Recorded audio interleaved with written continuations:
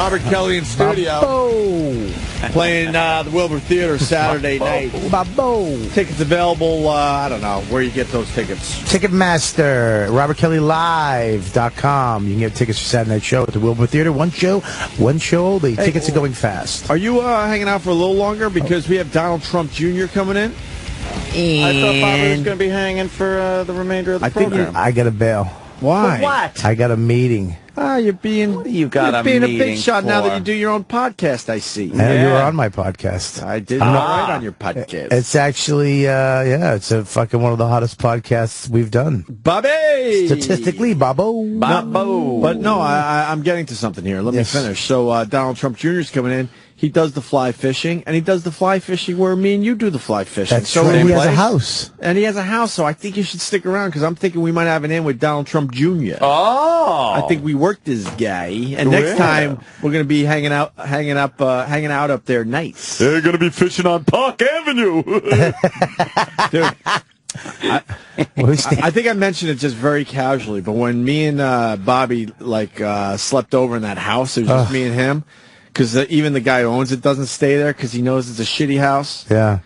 I woke up Bobby in the morning because I wanted to get the fuck out of there. Yeah. And I am so bummed to this day. It's been 3 months since we fly fished, the fly fishing extravaganza part 2, that I didn't have my camera rolling. He came to the door like a fucking lunatic. Did you take an Ambien or something? I was just so tired because he was talking about up all night. We fished all day, and then we slept in this fucking house. But I would assume. I assumed when I knocked on his door, he'd wake up like anybody else. He came to the door like a lunatic, like zombies were after him, and he was talking about roosters and a girl. What the fuck is wrong with you? I was half sleeping. It was unfucking believable, and I was close to filming it, and I didn't. And to this day, I'm like bummed I missed out. If you got that, sometimes I sleepwalk, I sleep talk. Yeah, when I get up too, I just start. If I wake up, if someone wakes me up, I just start rambling. Really? Yeah, that's what I got. And he was rambling how long?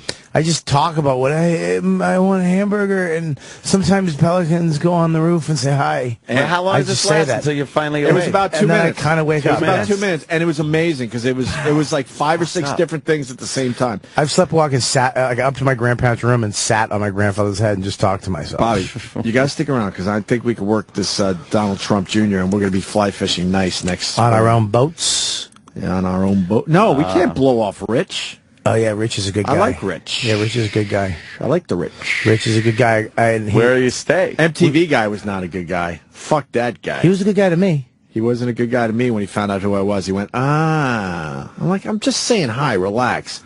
That was great. We watched the fucking UFC in a bar. Yeah, but he was the head of MTV at one point, or he still is. And I go, oh, yeah. And he was talking about Howard. So I go, oh, Howard. And then I said, yeah, Opie from Opie and Andretti. He went, Oh, yeah. And then he turned around and just watched the UFC. There's 4 of us in the bar. I'm like, all right, sorry I ruined your night, cunt. Yeah, but he definitely got problems. He's up there fly fishing by himself in the middle of the woods. I didn't do anything to the guy. And I wasn't trying to push any agenda. I was just saying who I was. Yeah. He went, and then turned around with his drink. Fuck you. Yeah. Who was fighting in that fight? UFC it was who was John Jones? Yeah, it was John Jones. John Jones was fighting, and that was the Rampage fight, right? Yeah, that was a Rampage fight. We were up in the woods, and they had it on. Good meal, good friends, except for that guy. And good fishing. You know, Terry Bradshaw on. He's on TV right now. I'd love to get Terry Bradshaw on the show. Yeah. Why can't we get the Terry Bradshaw? I don't know. I'd love that man. Oh, Imus, you all right? Imus looks like he looks like a lead singer in a fucking '80s band. Those digital bands, like Flock of Seagulls. Yeah, he's flocking to the buffet or something. He looks exactly the same as Bradshaw's not aging, right? Bradshaw, well, you know why? He looked old at fucking 30. True that. He had the horseshoe bald going on. His hair was blonde, light blonde, so you can't tell that it's gray. He was great in movies, too, man. He was so fucking unbelievable. Burt Reynolds movies was he in with unbelievable. Cannonball Runs or something? Yeah, I think he was in like Cannonball one of those. He was in the other one where he was just Hooper, yeah. He was in Hooper? Yeah, he was in Hooper. Yeah, he was the guy who started the fight in the bar. That's right. Right? At the Palomino Club. And they threw him through the window. Right. And then they all just went, let's drink. Yeah. Let's have a drink. With Jan Michael Vincent. Yes. But he was the shit. He was the hot shot kid. He was the new hottie. And then you saw him in what was the wolf one? What was the TV show? Airwolf? The helicopter movie with Ernest Borgnine. And then he just went to shit. And then he made a movie. He was a merchant marine. Oh, yeah? Yeah, it was a good one. Well, you know his whole career, don't you, Bobby? I was a Jan Michael Vincent fan. I thought he was going to be a big star. Yeah, he ended up having problems. Oh, the booze. There's those guys, those true Californian people. They look great when they're young, but then around 35, they just turn to shit because their skin being in the sun their whole life. Oh, yeah, that western sun and dry air. Yeah, they just look different and... Yeah. Around their eyes, just crow's feet, and that's what happens to the women. They get their lips bleed when they eat because they're so chapped. Too good, man. I guess we're just waiting for the Donald Trump Jr. and Micheal Andretti, right? What is it? New Celebrity Apprentice? Apparently, new Celebrity Apprentice. It premieres February. Well, you became friends with Donald Trump Jr. He's a cool guy, man. The Donald Trump. I was very surprised by that. Really? Yeah, just how he was brought up and stuff. You would assume he would have to be an asshole when you have everything handed to you like that. But he's a working Joe. Working what? A working Joe. He got a lot of breaks, but he makes his own money and he works hard on his own. D. What's he do? D. Schneider. No. Sorry. Right. I never met him. He's all right. What's up, Sam? D. Why are you laughing? Got a guess for the after show, do you? What happened? I'd like to meet D. I never met him. And Clay Aiken. That was Clay Aiken? Clay Aiken. What What are are they they doing together? Uh-oh. Celebrity Apprentice. What is it? Celebrity Apprentice Day over here at Sirius XM? There's a bunch of pairs of people. Who else? Going to various different shows. I think... Wait, Clay Aiken looked fat. He did look a little... Oh, shit. That was Clay Aiken? Yeah, it was, definitely. Holy fuck. Usually, I Don't say that to him. He'll kill himself. wouldn't be surprised if he was skinny. But Yeah. Jeez. How'd he go the other way? because he was always skinny. Lisa Lampanelli is here with somebody. I don't remember which... Oh, is she on it? Yeah. She's on a Celebrity Apprentice? Yeah. Wow, that's Get great. the full... It's, yeah, Teresa from Real Housewives, Debbie Gibson, Lisa Lampanelli, Victoria Gotti, Tia Carrere, Aubrey O'Day, Cheryl Teagues. What happened to the celebrity Cheryl part? Teagues. Miss Universe. Me and Aunt, you remember, right? Ed? Okay, Yeah, and it ties into Donald Trump Jr. because we went to the Trump roast. Don, the father's roast there. Yeah. Rich Voss invited us, and then proceeded to give me and Aunt the worst seats in the house. I got to repost those pictures. We were so fucking far away. We were in the balcony next to the camera guy. That's where our seats were. Terrible. After Rich Voss was bragging, saying, "I'm going to finally take care of you guys." Behind one of the giant monitors that everybody has to watch. Yeah. Voss can't win. One. Yeah. No, So we was it leaving or going to the roast? Not that it matters, but we were right behind Cheryl Teagues. She is the worst flat ass I've ever seen in my life. And we were obsessed with just staring at how terrible. awful it was because she's a supermodel. But did she? And I know she's older and all, but it's older. She looked old. Did she have a flat ass back then? I don't know. That's what I'm trying to figure out. You know what I It mean? was It didn't matter. So when you watch Angelina Celebrity Jolie's got a fucked up flat ass too. They never show it on film. You'll never see it on film. The only time you can see it is in Hackers, when she was a young girl. They show one thing with pants on, and it's horrid flat ass. disturbingly flat. Like, what a fucking shit ass you have. Another one, that Mila Kunis chick. No, flat. You fucking fuck. I can't. I will not believe I've that. seen it. Forgetting Sarah Marshall, it was depressing to see her in a bikini because the S is flat. Ant's absolutely right. Look, it's non-existent actually. It's that makes me. She has a tiny ass. Look, her little shorts are pulled down, and you still don't see ass crack. I still like her. Look at Angelina Jolie's awful ass. Type that in, and then go with Cheryl Teagues. Angelina Jolie's awful ass. But me and Aunt, just terrible. Me and Aunt, I think we just followed her, much longer than we were walking just to look at it. That's not it. You can search. Just see it. No, he's pinching it there. And they I don't like when Sam doesn't try. Now they have butt implants for that shit. I hate when Sam's just not into the show. I'm into it. He just doesn't try. He's just looking. He's just watching the clock for 10 o'clock. Yeah, he's just trying to get to his show. That's what you're doing, too. Yeah, but you're trying to get to your show. That's a good one. He did get us there. He did get us That's pretty all bad. you're doing, too. Yeah, that's a flat ass. You could tell she's kind of doing some ass voodoo. She's doing that. To make it look propped up. Yeah. Ass voodoo. Well, look, you got the high heel, so that pushes everything up a little further, right? Yeah, she's got a terrible ass. Terrible Go ass. with Cheryl Teagues now. So when you watch Celebrity Apprentice, look at Cheryl Teagues' ass.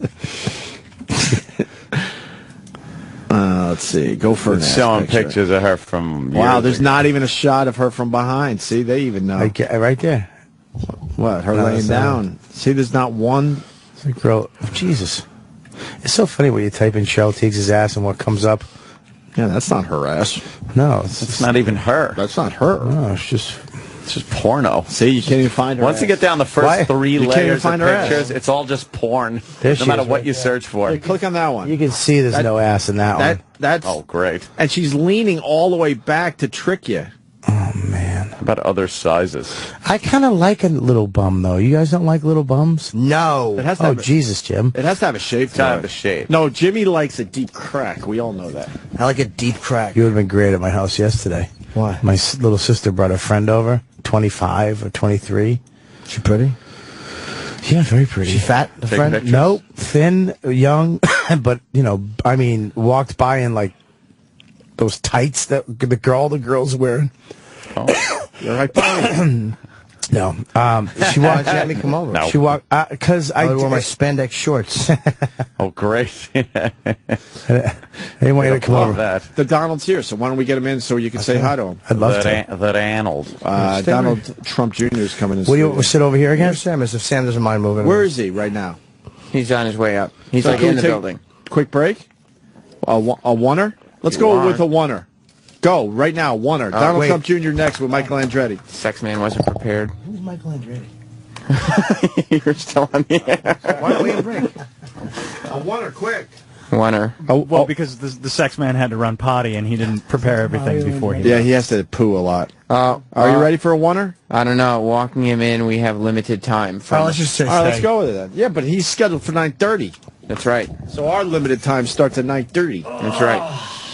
No, we'll just hang out and get him in here. Clay Aiken, Adam Carolla, Lou Ferrigno, Arsenio Hall, George Takei, Dee Snyder, Penn Jillette, How many people are on this show? Paul whatever from American Chopper. Wait, Penn Jillette's on it? Yeah. He's the one we want to win, right? I got Marco Andretti. Who's he? Marco Andretti is the grandson of Mario. Mario.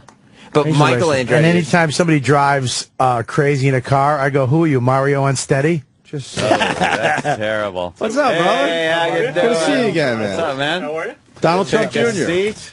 That's Bob Take a Kelly. seat, Hi, sir. buddy. How are you? Donald Trump, that's me.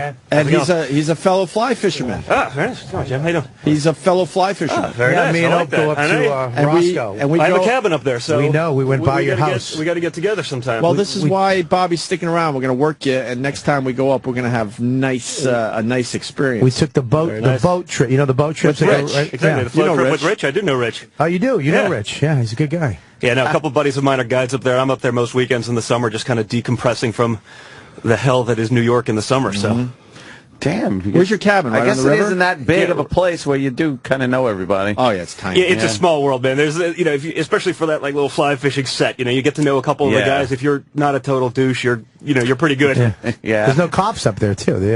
They don't have their own cops. Well, So you yeah, can- but 17 is the worst road in the world for cops, man. I get pulled over every Do you get weekend on stadies 17. up there? Yeah, they Yeah, don't, they don't have it's local like the police. only revenue. It's like that yeah. one road passing through. God. They don't have local police.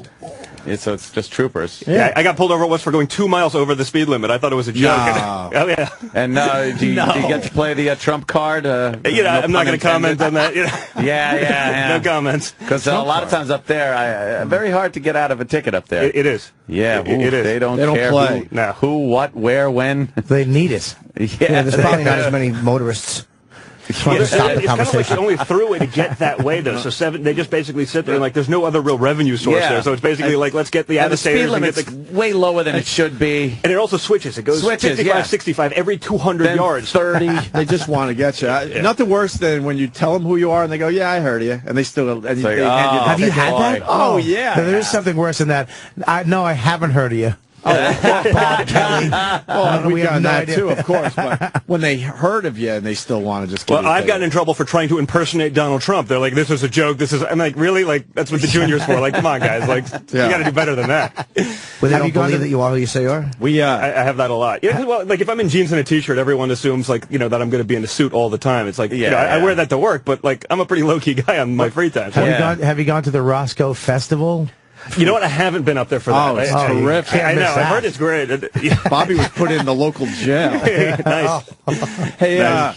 When do we get to go fly fishing again? May, I'm hearing, right? Yeah, May. Yeah, Is that when you start? You can go April 1st, basically opens up. But me and Bobby, it's kind of cold. It can be miserable here. Rich was so bummed because he took us on that experience. It was awesome, but the water was way too fucking high, so it was almost impossible for idiots like me and Bobby. And but the boat went in front of us too, which I found out. There's a boat that went in front of us, his boss, and they were catching 23 inches. With Kenny Tutalo, I guess. They caught everything, and then we didn't get shit. We're going real local, and I'm sorry, Roscoe locals. Yeah, I have a kind of a good arrangement. One of my good friends, for 10 years as a guide up there, I basically, when I built my cabin, I bought a drift boat. He was like, well, can I use your boat? So I said, sure. Just use it to guide from. And so basically, I have a guide whenever I want. That's just, just like when you're up there, I'll float you. Like that's kind of our arrangement. It works out perfectly. We only caught one fish, and it was this big. Oh God! I'm 6 inches. It was 6 inches, but he didn't catch it. He accidentally caught it. He was walking in the water, trying to go to a point with the guy, and I was dragging his fly. The one goofy bastard that dragging the fly in the water behind him, and there was a fish on it. And people don't understand how almost impossible that is to do. Yeah, it doesn't happen often. Would you just gill hook it? I don't know. It didn't even bite it. All of a sudden, go, Bobby, I got a fish. Yeah, there's a hook in the fish's anus. Hey, we'll take what we can get on those slow days. Bobby was mad. I was pissed. We didn't catch one. We didn't even get a bite. We never saw bubbles. We saw nothing. Because I've never. By the way, it happens up there. I mean, it can be great. I mean, I've had 30 fish days, and I've had the big skunk. Like so, when it's good and you hit it right, it's good. But you have to go up there and. I'm trying to get these guys to go. I'm telling you, I went as a goof with Bobby, and I loved it. Well, we should get Anthony to go, but I thought you'd like. Is there a shooting fish section? Anthony, I'm a gun fanatic as well. So, sure. I shoot competition high power. I'm on a team. I'm sponsored. Like, Wow, that is great. Yeah, my teammate just won Camp Perry this year. So, really? We do a lot of that. So if you ever want to get out, we'll get out there and blow some stuff up. That's what we should do. We have a fly fishing weekend. You can shoot guns, and Jimmy, you can come up and you can do something. We can make fun of you. We get young girls. I couldn't think of something less appealing than upstate New York. I really couldn't. But there's got to be an activity for you up there. There's not. Wood carving? No. Like making I'm not an outdoorsy guy. Yes, I want to do scrimshaw on the weekend while you're all out having fun. We just want to stay with you next time because we got woken up by roosters at 4:30 in the morning. Literally, I'm 15 minutes from. I guess you stayed over with Tutalo's place. So I'm 15 minutes north of there. We usually stay at the Roscoe Motel, but we got kicked out of it last time. We did. By the way, that's a feat. It's hard to get kicked out of the Roscoe. You know what you have to do to get kicked out of it? There was they had no customers. We were the only customers on the books, and she said, "Get the fuck out." She recognized me from a dumb video I posted, and she's been waiting for me to return. Because they had the pool, and then now it's a garden. It's a vegetable garden. And she got insulted. They can sustain their life because there's nobody buying rooms, so they have to grow their own food. But she was insulted that I point out that her pool was shitty. Yeah, well, that's listen, if you did that to one of our hotels, I probably wouldn't have you back either. But take down the fence around the pool so it doesn't still give the illusion that a pool used to be there. Take the diving board out of the garden. Yeah. Well, what we should do for you though is get you up there in the fall. And we do the cast and blast, where you bring the 12 gauges along and do some duck hunting along the way while you're fishing. That's kind of. Is that it? While you're fishing, it's kind of aggressive. Are you allowed to do that? Really I'm not sure, but I may or may not have done it in the past. So depending on the statute of limitations. But just so you can explain the beauty of that river, you put your fucking boat in, you see nobody because it's really hard to access. Yeah, you don't realize that you're not in the middle of Colorado. I mean, it's a pretty serene place, but for the areas where you're passing along the highway. Yeah. But nobody can get on. Not too many people can just get on that river. Well, you can. I mean, there's public access. You just have to know it. It's the kind of, if you come from New York and you just say, hey, I'm going to go do this, like, it's not that easy. Right, but once you know it, I've been up there for years now, so, it's pretty easy. And if the water's high, just go up further. You can still get into some good stuff. So where do you put the key? Under the rock? Is there a rock? What do we do? How do we get to the cat? We'll figure it. We'll work something out. Oh, that's a great question, Bob. I like that. No, Rich was so bummed because I know he knows what he's doing, and he's like, "You'll never talk to me again." Like, we're going to use you next time. Hey, you know those guys? Is that the Andretti guy? Oh, yeah. Of course. Yeah, we know those guys. So you're here to talk about Celebrity Apprentice. I hear Yes. I don't hear you don't have much time because it's a big press day for you guys, huh? Yeah, well, listen, I have more fun here probably than I will wherever the hell else they have me going. So I'm willing to stay, and hopefully other people will work with your guys' schedule. You know? We saw Dee Snider walked by. Yeah. And Clay Aiken walked by. Very nice. And they're on the show, I guess. Yes, they are. This season. Who else is on? Lisa Let's see, we got Lampanelli. Lisa Lampanelli. So, you got, let's see, Aubrey O'Day. You have a lot of, it's an eclectic crowd, as always. You know? It sounded it. Definitely. There's going to be some Arsenio Hall. Yeah, there's some really good confrontation. I mean, you don't have some of the crazy that you had with Gary Busey last year, which was just nonsensical, like where you don't even know where you're going, and yet entertaining. Yeah. It's a lot more cerebral. You have a lot more intelligent kind of people battling it out. Penn Jillette. Yep. So, you have some really interesting, intelligent people, and it's nice. To this day, we obsess about our pal, Andrew Dice Clay. He's friends with all of us. Yes. And we're like, will you just fucking behave and stay on this show? Yeah, he couldn't do it. Like, I know. You know what? Listen, he would have gave you guys great TV. It would have been great material, but honestly, the show is, people don't see it. They see 2 hours on TV on a Sunday night, and they don't realize that those guys are in there 24/7, for weeks at a time, and it really wears on you. And you can see it with Dice, like, as funny as he is, it's hard to be on camera 24/7. It wears you down, and it tires you out. And you see it a lot with the athletes, the guys, the performers and the comedians and the guys that are, used to doing what you guys do. Get them on stage and you go for hours a day and it's not really scripted. Those guys do a little bit better. The athletes, they burn out fast, and some people just don't have that ability. Once you get tired and sick of it, it's a miserable place to be. You gotta really want to be there. So, it's work. For me with Dice, it seemed like he just wanted out of there. You can see that. It's too bad because he's a funny bastard. So that would have been good to see. Yeah, definitely. Oh, boy. Should we bring in Mr. Andretti as well? Yeah, sure. Who are we looking at this year on Celebrity Apprentice? I besides the cast, who's going to be the standouts, you think? Well, listen, I mean, I kind of know who some of the standouts are going to be, but, you're going to see some, obviously, some good stuff from Lisa. You're going to see some great stuff from Arsenio, from Clay. Really? Aubrey O'Day, kind of young and smart and, feisty people. So, you got some great, people there. But, you see it, obviously, from Michael. And it's just such a diverse group. And that's what everyone's like, who'd you ever want on the show? Who would be the best person? It's like, I don't care about any one individual. It's really how they interact as a group. And when you have people that are just, from such different places, that's when you get some of the, you get a guy like Paul Tuttle, in a team with a guy like Clay Aiken, and he's like, come on, like, what could possibly go right? Which is perfect for us, right? It's kind of amazing. Who's Paul Tuttle? From Orange County Choppers. Okay. Yeah. Paul Senior. Yeah, Paul Senior. The dad from American Chopper, who has a temper. Oh, God, that should be fun. He's going to snap. We've had him on the show. He's pretty intense. Yeah. How did you find your celebrity experience, Michaal, on the Celebrity? I got to tell you, it's great experience. It was quite interesting. Like Donald was saying, the diversity of people there is just amazing. And when you put them all in the same room, one thing I could say is every one of them was very competitive. And when everybody's competitive like that, it gets pretty crazy. And there was some crazy moments there. And but overall, it was a lot of fun doing it so far. And I've met some great guys that I think are going to become friends, for a long time. So which has been great. A bunch of weird people too, I'm sure. Yeah, some strange. There may be a couple weirdos in there. Yeah, a couple of weirdos in there. What would reality television be without some weirdos?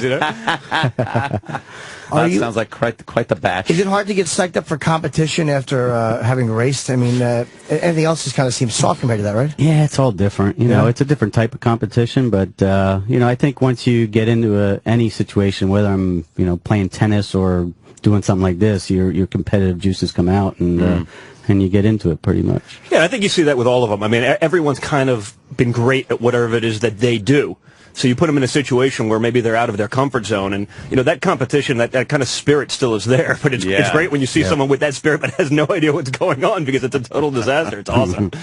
Yeah, I guess it is nice to watch people kind of fall apart, right? Oh, I mean, you're used to someone that's so in their comfort zone on stage or whatever it is, but you get them to do a marketing task or you get them to do whatever it may be that they're doing. And, all of a sudden it's not so easy. That and, again, a lot of these people have, their assistants and they're people that are doing all of these little kind of menial tasks for them. And all of a sudden you're saying, hey, congratulations, go do this. You saw with Rod Blagojevich. I mean, the guy didn't know how to send an email. It's kind of amazing, right? You take away that support network, and it makes for some interesting stuff. Has your view on celebrities changed at all since this? Like, because I tend to find a lot of them when you talk to them, they rely too heavily on their publicists, and I was like, oh, what a dope this guy is. Like, they have nothing interesting to say. You know what? I don't know that my views necessarily changed, but I've seen a much bigger extreme. You're kind of one way or the other. They're the people that are just totally competent and they could do it. They've just said, hey, it's easier to not have to do some of those things.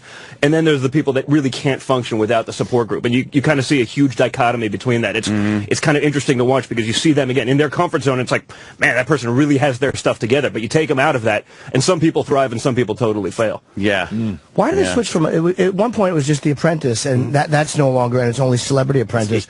Was The Apprentice having a hard time, and were people just more interested in the celebrity angle? I think once you went celebrity, it was kind of hard to go back. Everyone has either a fan that they really, they like that person, or they want to see it, or, they know a little bit about them. They want to see that dichotomy. To go see it, us scream at like some 22-year-old kid that doesn't know anything. It's just not quite the same once you've seen them all explode on each other. You know the people going into it. Yeah, exactly. With these other reality shows, you really got to get into the person and get to know them. Yeah, that's it. There's people that are like, bring back regular. We want to really see it. I just don't know that, in terms of the overall group, the overall demo, I think people really I prefer think people celebrity. love seeing the celebrities taken out of their element and dumped in with a bunch of other people. Who did the Chicago Hotel?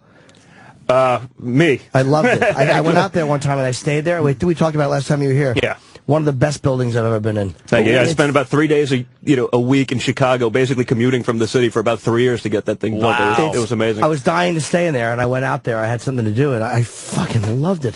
Why did you love it, though? What makes it so spectacular? It just looks brand new. Yeah. Everything is well done. The views are great. I mean, I couldn't wait to tell you how much I loved it. I appreciate it. Well, Travis Leisure gave it the best hotel in North America, so one of the best in the world. So I was kind of psyched about that. I didn't go to the spa because of time. Yeah, exactly. Better than the Roscoe Motel. That's a good question, though. As a builder, how do you build something nowadays where in the future it's still going to look brand new?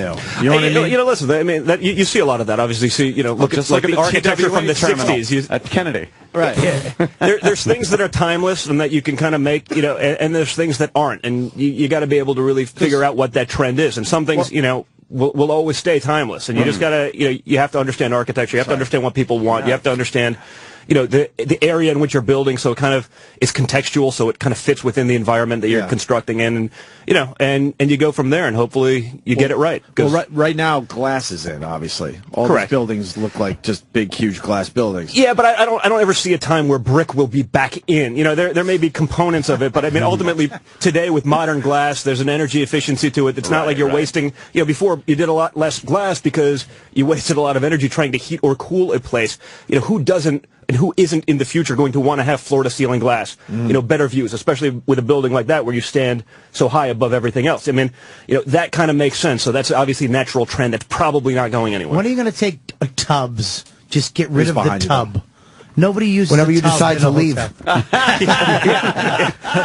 asked that question. I mean, nobody uses well, it's a good point. People don't use them. I use tubs. People don't use them often. I really do. They expect a 5-fixture bathroom, which includes a tub, and you certainly can't do the tub shower. So it's sort of expected as a trend, and maybe that'll go away, and then maybe you're there with your girlfriend, and you say, hey, maybe the tub's a good idea at the time. So yeah, but nobody, you can't fit 2 people in one of the tubs. Oh, you can in those tubs. There were pretty big tubs over there. I don't know if I look at me.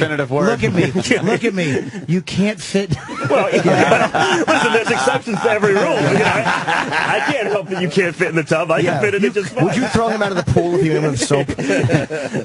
What? What'd you say? I said you have to do it in the swimming pool. Okay. You know what? I love walk-in showers. When you go to a hotel and have a walk-in shower, I love it. With the bench and the 5 shower heads. That's and the 4 guys that scrub you with the brushes. that's like Shamu. Trump Jr. making fat jokes about me. I figure if there's a venue I can get away with it, it's here, I dropped some of those things on Twitter, and 4,000 people dropped me in about a second because they're worried about me making a fat joke. So I guess the worst thing you could ever hear from your chick is, "Oh, Donald Trump Jr.'s following me." Yeah, that's what happened. My girl's like, "Oh, Donald Trump Jr.'s following me." Well, I think you retweeted something of hers, which is pretty funny. I mean, she's a truly sick individual, and I appreciate that. That is kind of what's good about you on Twitter. Is you? It seems to me you would be more PC on Twitter. Conservative. And you're not. Honestly, I don't like. You see Which what I'm is here. great. Like, I really don't care, and it's kind of Yes. so much of what I say on the show, as Michael can attest to, like basically gets edited out. But I'm basically myself. But NBC probably regulates me a little bit more, and I end up on the cutting room floor. But like, I am what I am. I don't really care. Because you I have don't care. conform to. Because you don't. Yes, You have great. don't care money. I don't know if it has anything to do. Maybe. I don't know if it has anything to do with it. But I think life a lot easier. You grow up with parents like ours. We're all pretty outspoken alpha people. So if I'm thinking something, like I'm not going to sit there and worry that much about what anyone else thinks. If they don't like it, they don't have to follow me. It's weird. I really don't care. Got to be pretty good too. I would think so. He's like, It doesn't suck. Different level. Different level, but Well, your dad's not a PC guy either. I mean, he kind of speaks his mind and says what he wants, regardless of people. And that's finally had him back on the show. So you're brought up with those genes, and with that kind of level of nurture, and you're probably not going to get someone that toes the line on everything. Like, I'll say what I think. And I mean, I probably take it a little further than I would on Twitter, than I would on Oprah or some other thing. But like, there's a place where I can be in a business mentality, and I'm able to step away from that and kind of be myself as well. So there's a time and a place for everything. But life's too short to be a stiff all the time. where you at with the primaries at this point? Well, listen. Obviously, I got to cage some of my thoughts depending on what my father does, but.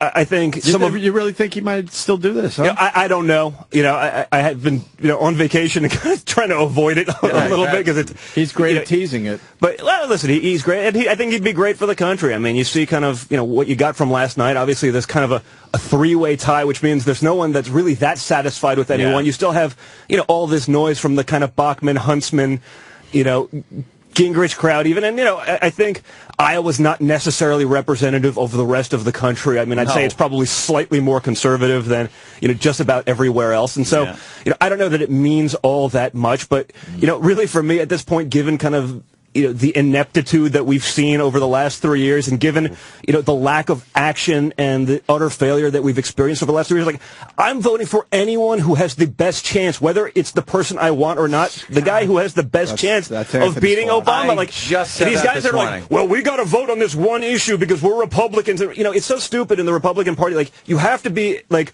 right of Genghis Khan to get the nod, but then you have to come back in center.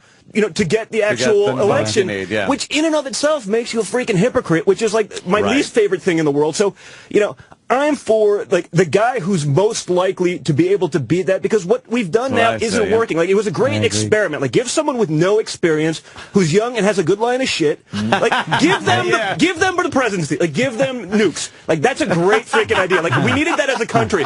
But now that we've got that out of our system, like that we've got that out of our system, like maybe give it to someone who actually could do something, who didn't like collect signatures for a living before being a half-term senator and going on to the presidency. Like, it's great. Like, I'm glad we did it. I think we needed it probably as a country. It's not necessarily who I voted for, but I think we need it as a country.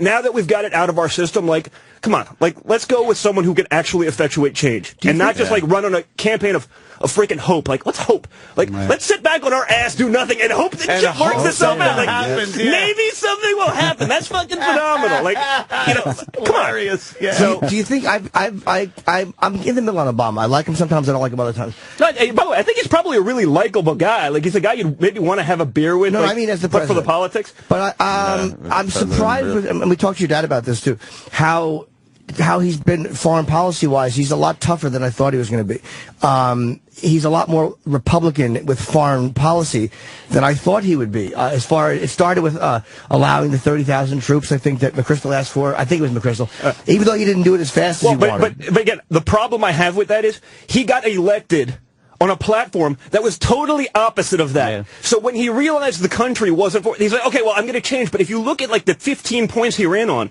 he hasn't tried to effectuate any one of those. The one he actually managed to push through was healthcare. And by the time he got done bastardizing what he originally wanted to get it through, it was unpopular with 80% of the country. And when you think about 80% of the country as a statistic, like elections are won on like 0.02% in this. Like Romney beat Santorum by 8 votes.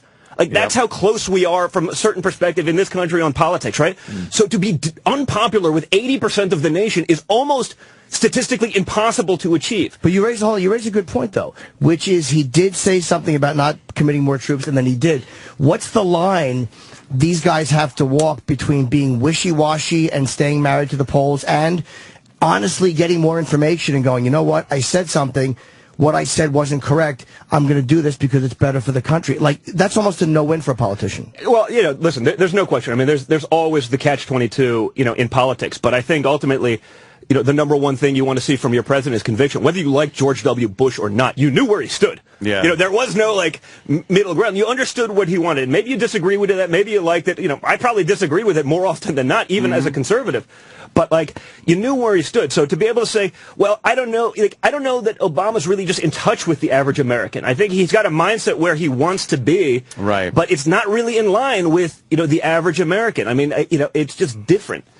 I just think he's been a little bit tougher than I thought he was going to be. I was worried that his foreign policy was going to be horrendous. I was going to be nervous. I felt safe. Look at what he's done with Israel and some of these. I mean, I wouldn't say his foreign policy has exactly been strong. I think he's probably been a little bit more hawkish than anyone would have ever thought. But I don't know that I give him full credit on foreign policy. Well, I mean, the fact that he's like al-Awlaki, he allowed him to be targeted, and people. Yeah, but honestly, because everyone gave him credit for the Osama bin Laden. Yes, he's the president. Whoever's sitting in that seat, but honestly, who isn't pushing that button? Exactly. Really, we got Osama bin Laden. Let's go tell the Pakistanis. The fact that he deliberated it for 17 hours or something like that. Exactly. Whatever he said. A lot of people I was like, have. and again, I don't know the situation, so maybe I'm talking out of my ass, but I can't think of a single person in this country, in the world, that's not a Muslim extremist that wouldn't have been go. Yeah. If you didn't if you didn't do that, that's treasonous to me. And, right. No, but he had emotionally. To do that. No. Emotionally, we all go with that. But this is not just we found him in Afghanistan. This was we think he is in the country of an ally. Of a nuclear power ally. Correct. Who we give billions of dollars to. I hate Pakistan. If they don't like it, we can stop giving them the money. And I agree. You know what? Fine. We'll invade your airspace anyway, and we won't give you the billions of dollars, and you can keep complaining and go to total hell in a handbasket. So you know what? I don't know. With some of these guys, to make, though, and for them to be upset about that, easy call. It's not a ballsy call to me. I mean, to me, it's a no-brainer. But again, I agree with you. There's the people that say, well, constitutionally speaking, it's I don't know. I make an exception. Fucking Bin Laden. And courts. If there's an exception that proves the rule, it's that. What if he wasn't there? This is my argument. What if he wasn't there and they just basically fired bombs into a compound and invaded a compound where they thought he was and he wasn't? That to me was the risk, was that he went into I believe these guys have pretty good intel when they when they're doing something like that. They have pretty solid. Clinton thought he had him. Clinton thought he had him, and he bombed an empty base. Well, no, but Clinton also chose not to have him when he actually did have him as well. So So a guy who wouldn't have pulled the trigger. Yeah, but also, different circumstances. That was also before 9/11. It was before. Yeah. I mean, you got to remember, this is a guy that we trained to fight the Russians. This isn't, it was a little bit different. Post 9/11 and post all the other things that have happened, in the last 10 years, it's just a different world. And he was a different guy. Yeah, but we're still soft, though, in the sense that even though it's post 9/11, people are more politically correct now than they were before 9/11. Oh, but that's because because if you say the stuff like I've been saying for the last 10 minutes, which I'm sure I'll be killed by, actually your viewers will probably be cool, but if the transcript gets out, the ACLU, I'll be like, I'll be like their Bin Laden, but it's a different world, and now, we're really getting to the point where it's difficult for people like us who do speak their minds because we don't care. I mean, so many people, they're just worried about you can't say something bad about Obama, not because you actually have a strong stance against his platform, but because that makes you a racist. That in and of itself is racism. It's so, it's so ridiculous, and that's where we've become, and he's played that card very well. And by the way, if I was in his shoes, I'd be playing that card too, because you can get away with it in this country, and we allow it. He's been playing it, Holder's been playing it. Everyone. It's impossible to criticize anybody based on their actions. Well, that's the media that does that, and the media plays the race card probably faster than he did. When did he not play it? With the whole. Well, listen, he called Bill Clinton racist. There was some case where I thought he was going to play it and he didn't, but the media plays it for him. So I mean, the media. Well, listen. However, you get the advantage of it, and listen, don't kid yourself. There's a strong PR presence behind that, influencing the press corps and these things. So whether he's the one saying it, or whether it's someone in the background saying, "Hey, maybe this is a good idea to say," someone's playing that card, right? I find myself defending him on foreign policy, though, not on domestic stuff, but I find myself. Hey, Jim, I didn't realize you were a commie. That's nice. I'm more impressed. Hey, I'm just kidding. I'm just kidding. I love the fact that he allowed an American citizen who should have been killed to be targeted. I love the fact that he basically fuck Pakistan. That's what he said. And I love the fact that he said that. And Bush, who's an arch conservative, was as much a fucking a whore to the Middle East oil money as a lot of them are. Holding hands in the garden. I don't even know if Bush would have pulled the trigger like that and gone into Pakistan. Bush would have pulled that trigger. I don't know about that. I don't have as much faith in that. You know what, though? You're giving him credit for foreign policy when you should only be giving him credit for, like you said, being a little hawkish. Yeah. I think it's different. I mean, that's not a foreign policy. I mean, it's part of your foreign policy. But I mean, he's been awful at going over to other countries and actually talking with other leaders without coming off like a pansy. You're right. I like that aspect of his foreign policy. Yeah. I like the fact that he's been brutal in ways I never thought he would be. I like his foreign policy when it's done via drone. Absolutely. Any foreign policy done via missile is awesome with me. Like I'm good with that. Peace through superior firepower. Now let's see what happens in the Gulf with the Iranians popping a little shit. About our ships being out there. Let's see that'll be fun, though. I mean, I think we can end that pretty quickly. Like, that kind of posturing is just a joke. Like, these guys don't want to get in that battle. Like, they got a few cruisers over there with some missiles and stuff, and they're staring at some aircraft carriers. I don't think they're going to try to. I have some buddies on FA teams that are just waiting. They're chomping at the bit to get in that one, I think. Would they love to shoot a few of those ships? How do you think a guy like Ahmadinejad should be handled? Like, I don't know. He's a rough one. The problem with handling him is I don't know that you can even you're not dealing with a rational individual. I mean, you're clearly dealing with a maniac. So I don't know that you can handle him. I think you got to try. I think you got to make efforts, and then I think there's a point where you just got to say enough is enough. And I mean, I think this is one of those battles. If we don't do it, Israel's probably going to take care of it. I mean, these guys are enriching uranium at a pace that no one's ever seen before. The guy is clearly out of his mind, and I'm not just saying that as an American because he disagrees with us, but I mean, he's a freaking whack job. But is he crazy, or is he just a smart? Well, by the way, he's also playing the PR side, for the Middle East. But listen, to make the radicals happy because he hasn't done anything. But he's talked a lot of shit, but he hasn't done anything. But Iran in the Middle East isn't necessarily the same. It's not like other Middle Eastern radical countries. I mean, they're disliked in their own way by other countries in the Middle East. Like, it's not like they're one of them, and they'll take the upside of that, but they'll also there's also a negative there. I think Israel's got great intelligence as far as and they handle that stuff so much better than us because they don't worry about the BS that we do. They don't care if they do see that Iran is very close to getting a bomb that could strike them. They will take him out. Who did they kill in Dubai? It was somebody from Hamas, I think they killed. I love the operation they ran in Dubai. Somebody from Hamas. Yeah, no, exactly. Yeah. Was it, I don't know the guy's name. I wouldn't make up a Middle Eastern name. It was somebody in Dubai. Mohammed something. He had a beard. He wasn't nice to his wife. We only have a few minutes left, unfortunately. Oh, God, that's great. Definitely want to make sure we get the word out for Celebrity Apprentice. Celebrity Apprentice. Just so you know, and it's February 12th at 9 o'clock on NBC, and you can also follow we're a month out still? Why are you doing press so early? Yeah, I don't know, but that's weird. As well. Whatever. I'll come back on as it airs if you want. Come back when it's right around the corner, too. Donald J. Trump Jr., not Donald Trump Jr., Donald J. Trump Jr. Well, I didn't set it up originally. I was like, you couldn't have picked something shorter, like Don Trump, so someone set it up for me for the first couple of weeks. Then I started seeing kind of the real kind of status quo tweets going out about work stuff. I was like, no, I got to take this over and get a little bit more aggressive on that thing. You run your own. That's good. Yeah. More and more celebrities are not running their own Twitter. Well, but it's so obvious also who doesn't. Like, it's like, when you see the one like, come see me at this thing. Come see, there's no humor, there's no response. Like, I try to really respond back to the people that follow me and, have a pretty good time with it. That's how I, started going back and forth with your girlfriend. I put a tweet out about bacon and she said something about like taking a bath and I was like, I don't know, I'm kind of into this shit. I don't think my wife will appreciate it, but great. Who doesn't want to take a bath in bacon? By the way, you do understand her tweeting you was the equivalent of Linda Blair in The Exorcist when it said "help me" on her stomach. I missed the signal, but it was getting me the hell out of it. Like, pull the ripcord. Pull. Andretti, you haven't said much. What's going on with you? You're talking politics, so that's not my thing. Yeah. So I'm listening. I'm learning a lot. I like the idea. I was going through some scenarios in my head of you maybe driving, getting pulled over, the cop saying, "Hey, Mario Andretti," and you go, "No, Michael." Michael. Imagine that happening. What's the fastest you've been going that you got pulled over for?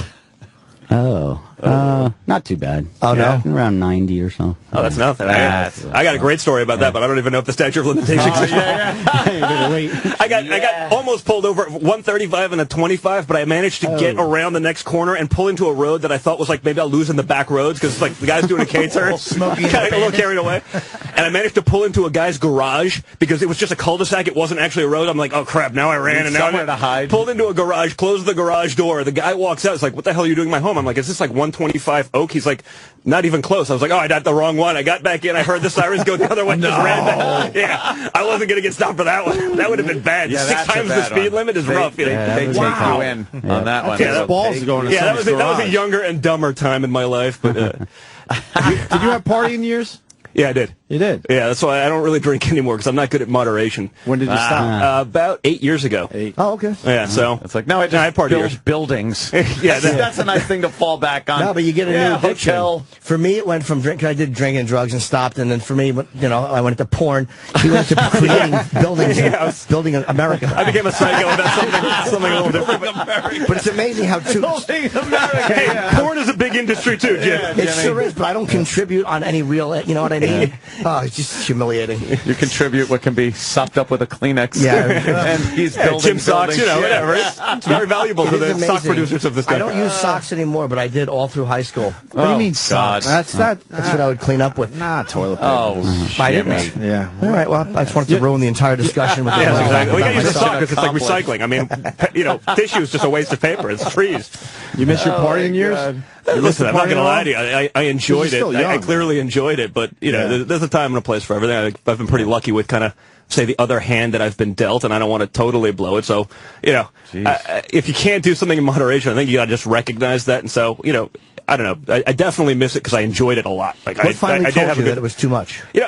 After a particularly aggressive weekend with friends, I could tell the story, but it would take about an hour. We don't have time. And I love that aggressive. It was just a total mess. I literally woke up one day. I was like, just felt guilty, and I was like, you're an idiot. Like so, I got lucky through school. Being, I was always pretty good at academics and these kind of things. I could get through it, no problem, and still have a good time. So I had a good balance there. But I think, I'm the first graduate of the Wharton School of Finance to move to Aspen to be a bartender for a year and a half. So. I had some normal time, or not normal times in my life, I guess, too. So, the moderation thing doesn't work for me. So, just got to pick a path. Did you have any trouble with living in the shadow of your father, especially going into the same business? Well, it was a little weird. I think it was always one in the background. You're always compared to him and things like that. But it was to me it was normal, and I'm very proud of the whole thing, the way it worked out. To be able to carry on the legacy, and now have my son doing it. Yeah. But there was times where you're definitely overshadowed. I think that people expect a lot more out of you. I'm sure he could say the same thing because just for the name. Just because of the name, and your father is an icon and all that. So there's definitely certain pressures on you. You ever push yourself harder than you think you should have because of the name? I've always pushed myself hard, and I think I found after I retired, like, what really drove me, and it was more not failing than the actual win, because I think that just because I grew up son of, so I just didn't want to let anybody down. I didn't want to, and so that's what really drove me, and I drove myself really hard, and probably doing it, though, I didn't have as much fun as, say, Donald. He did the right thing, had some fun. I went right into it. I never had fun. I just, that was it. And I was a boring guy. All I did was race. It's all that was 100% of my thought. Dull. So it was. Yeah, that sucks. I get to sit at a desk and look at a computer all day. Yeah, race car driver. That's boring as hell, man. I hate you, Michael. I hate you. It sounds exciting, but it's basically at a racetrack when you're at a hotel, and that's it. So how's your son do? Because we don't know the race game that. He's doing well. He's doing real well. Yeah. Yep. He's. I think he's gonna have a real strong year this year. So pretty excited about it. Yeah. Cool, man. Yeah. That's great, man. Well, good luck with the show. Thank you very much, guys. Hopefully we'll see you before it airs. Let me know. You know how to get a hold of me. Please. Yeah. Fly fishing in May, right, Bobby? Yeah, we're in. Fly fishing. Yes, at our new place. Yeah. I'm going to go up to my cabin. There's going to be some sort of rage going on. The house will be on fire. I'm going to say, this is great. Look what I got myself into. Look at our new place. I'm going to be in the tub. Donald Trump Jr.'s cabin. That's where we're going to be. Tub up there. We can fit you in our tub. That's funny, man. Well, looks like it's a great cast. You got guys like Cheryl Teagues and Clay Aiken, Dee Snider, Penn, Gillette, Lisa Lampanelli. So yourself, Michael, and it looks like a great. Yeah, Lou Ferrigno. See, he's in LA right now, right? I would love to have him on, but I think he's out of town. Yeah, he is. Wow. I'm glad. It's good. It's a good way to end this. It's radio. Yeah, it's great seeing you guys.